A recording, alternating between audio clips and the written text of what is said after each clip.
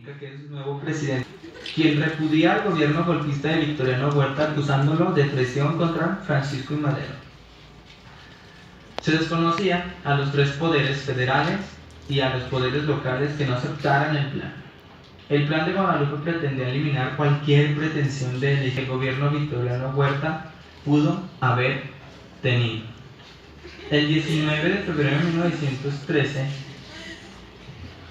el Congreso Constitucional del Estado Libre Soberano de Coahuila, por medio del decreto 1421, desconoció el gobierno del general Huerta y le concedió a Venustiano Carranza el poder de conformar un ejército para que se restituyera el orden constitucional.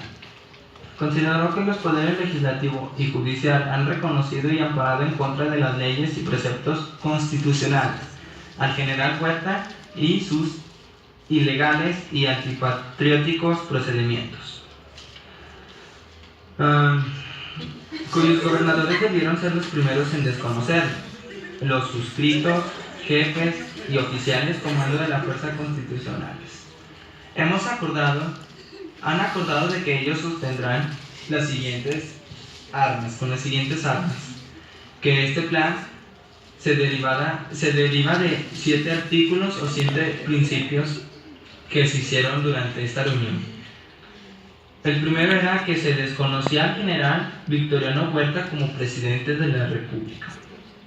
Segundo, se desconocía también a los poderes legislativo y judicial de la Federación.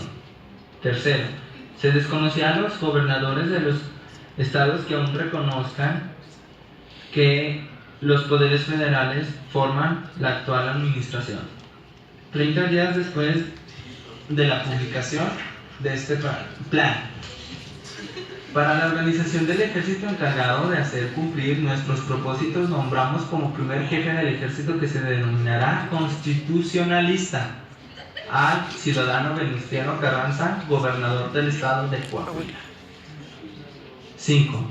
Al ocupar el ejército constitucionalista y la Ciudad de México, se encargará interinamente del poder ejecutivo al ciudadano Venustiano Carranza, primer jefe del ejército,